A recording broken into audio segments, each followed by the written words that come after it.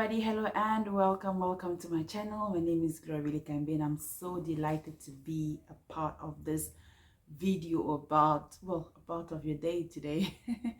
If this is your first time on this channel, please know that I do upload faith-based content, which means Bible studies, and once in a while I do lifestyle videos or content and vlogs as well. So yeah, and these days I'm trying to document my experience in South Africa since I've been here for a while, and actually never documented my experience. So if this is the kind of content you're interested in, please just stick around for more.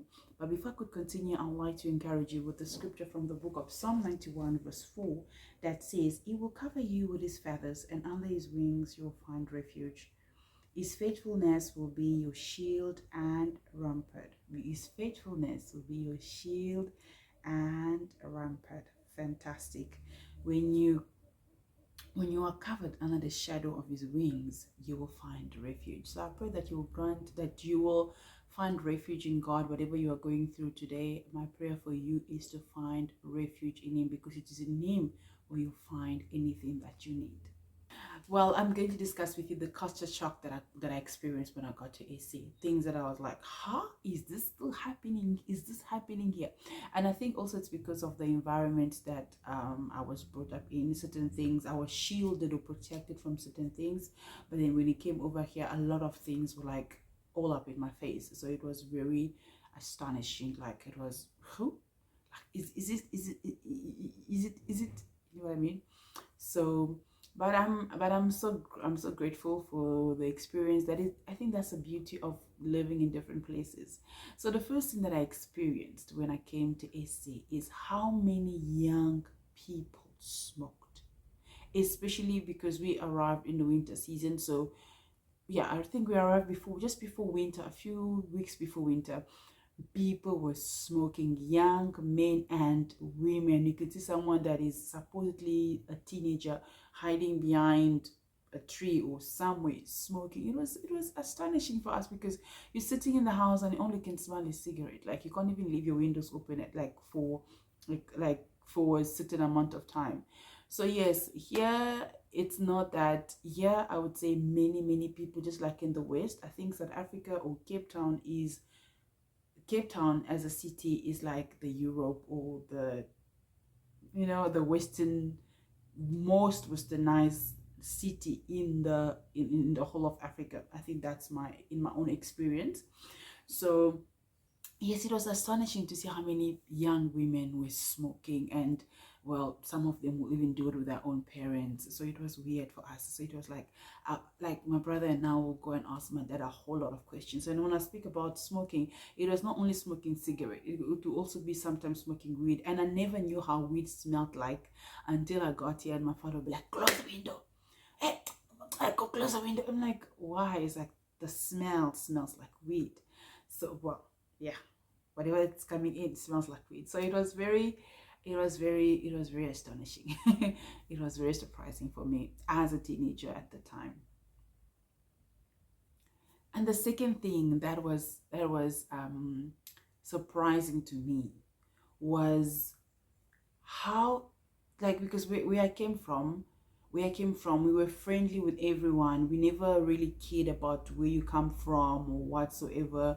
So I feel like in my own experience, we were more welcoming. You are from somewhere, when you come from a different country or you come from a different city, people were a bit more welcoming towards you. And when I came, and the kind of response that I had to go through or to experience from other people that were like, people are not happy to see you in some way or the other. So it was quite challenging for me, because I could not understand, like, you don't know me. It's true, I don't speak your language. How come you don't want to be, you don't want to see me around? So it was surprising to me. I'm like, how come? But of course, I think also it's because I was still young, so I still had a lot of stuff to understand. But yeah, it was a surprise to me just how people related to me at some point. Because now the funny part is that some people were shocked. Like, well, I was shocked to find out some people did not know what Congo was. I would be like, oh, they'll be asking me, what language do you speak? And I'll be like, I speak French.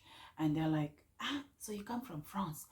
So I'm like, hey, like, what's happening? So my brothers and sisters here in the South know nothing about my country, whereas in school we had to write exams, we had to know what's happening in South Africa, had to know what's happening like in all parts of the world. It is part of history. They teach you what's happening in the world so that when you grow you know where to find your feet, you know what I mean?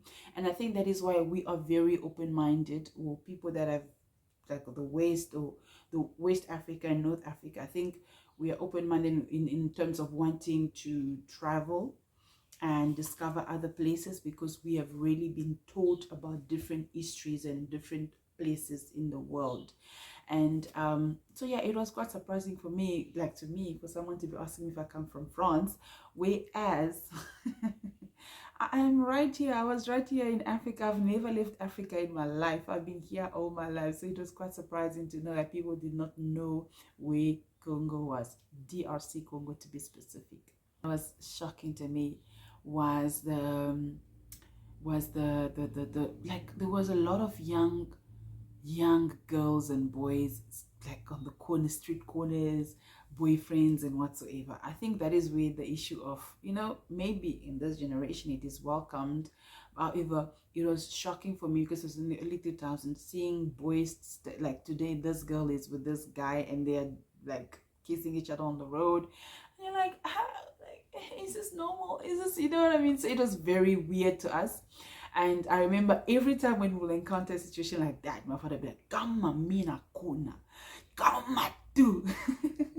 Which means if I see you, if I hear you, my dad will be giving us that speech. So yes, it was really a culture shock. It was a shock for us to see that some parents even welcome that idea. Some parents did not see the needs to actually caution their parents. I'm not saying everybody in South Africa was like that, but in the area that I arrived in, that was the norm.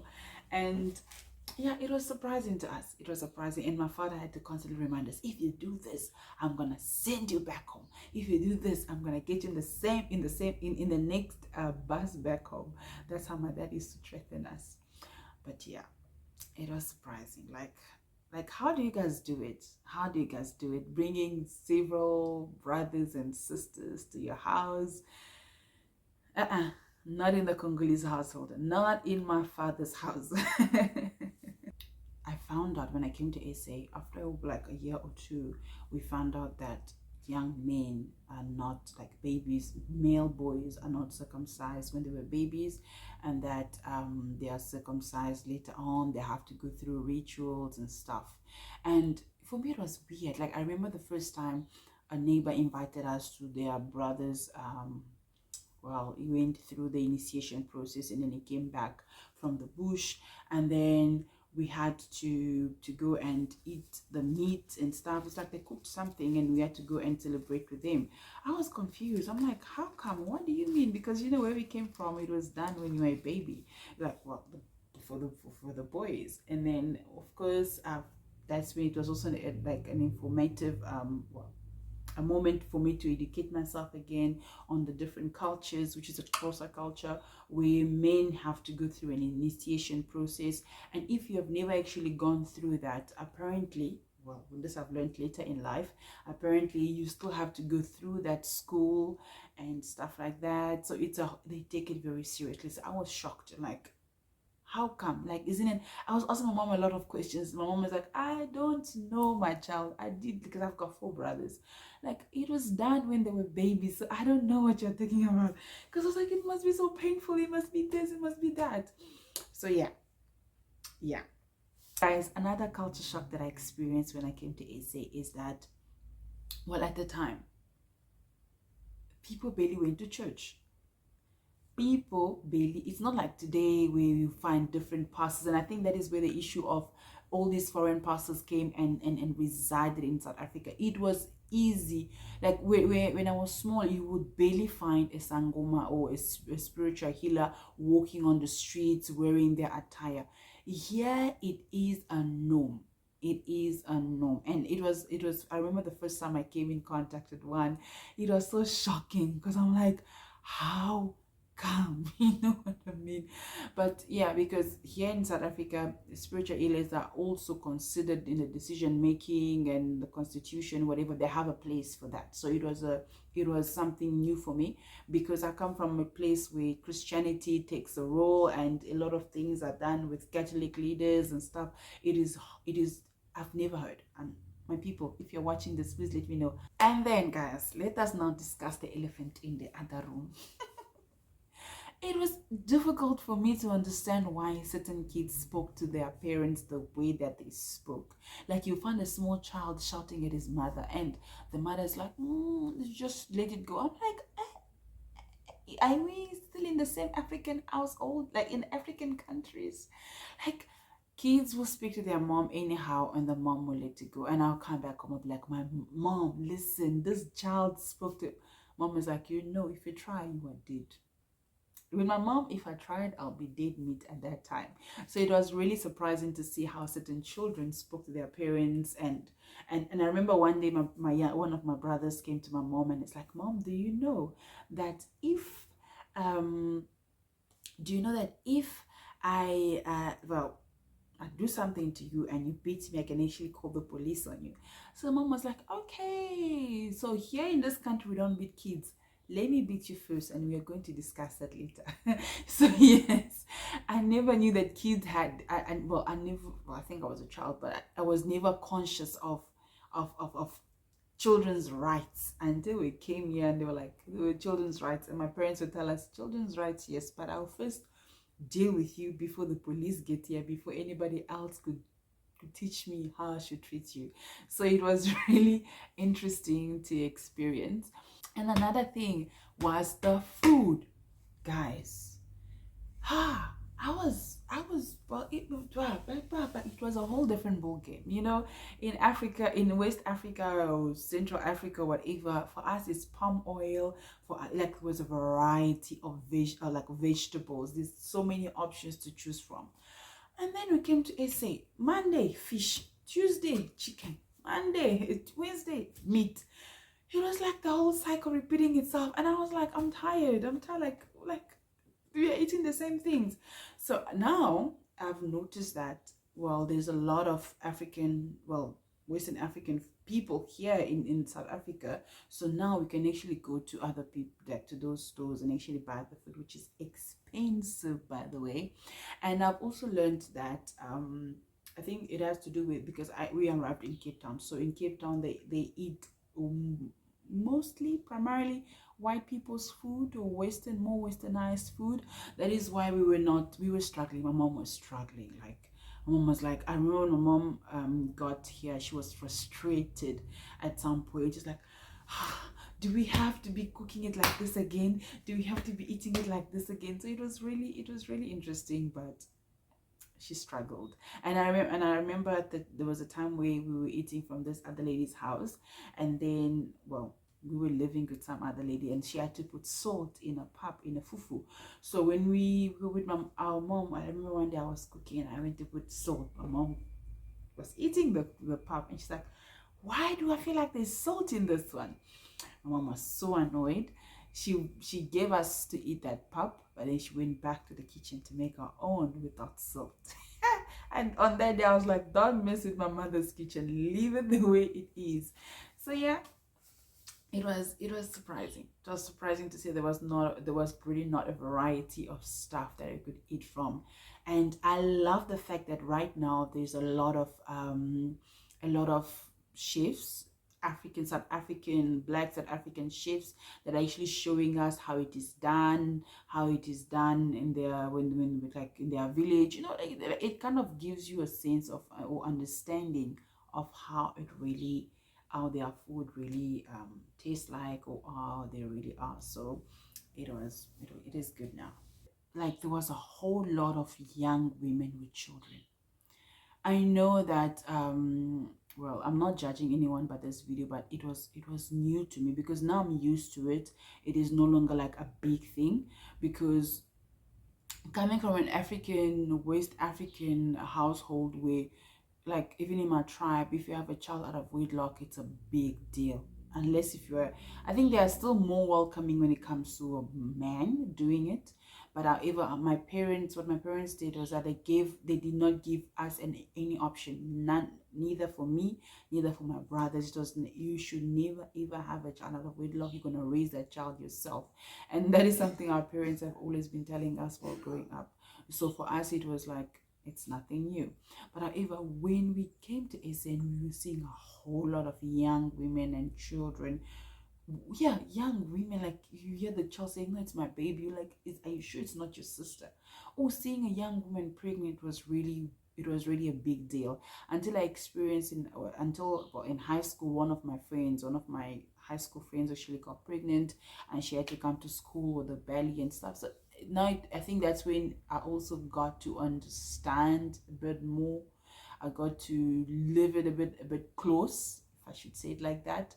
But however, it was really weird. It was like, how come? And also, it was not an option. My parents, whenever you come and try to explain that, I don't understand, Papa. What? You know. I love my parents, but you are the way scaring us in that time. So that is one of the culture shock that I experienced. So yeah, I'm trying to think if there's anything else that I forgot. Well, I've mentioned the dress codes. People were dressing like the skimpy outfits. Where I came from, I was still wearing my long skirts and stuff like that. I think the first time that I actually wore a skirt that was above my knees, over my knees, was when I got here and someone offered it to me. But most of the time, we wore those long skirts, long dresses, and of course, the fashion sense has changed. However, no, I feel like it was just not a ball game. So yes, guys, I'm not going to try and blab a lot or make this video extra long, but that is just a bit, like a few, I'm just giving you an idea of the culture shock that I experienced. The food was different, the clothing, the lifestyle was different, the reasoning was different. So yeah, that is a bit of my small experience. Yeah, thank you so much, guys, for watching this video. If you like this video, please hit the thumbs up, and I will see you next time. Bye bye.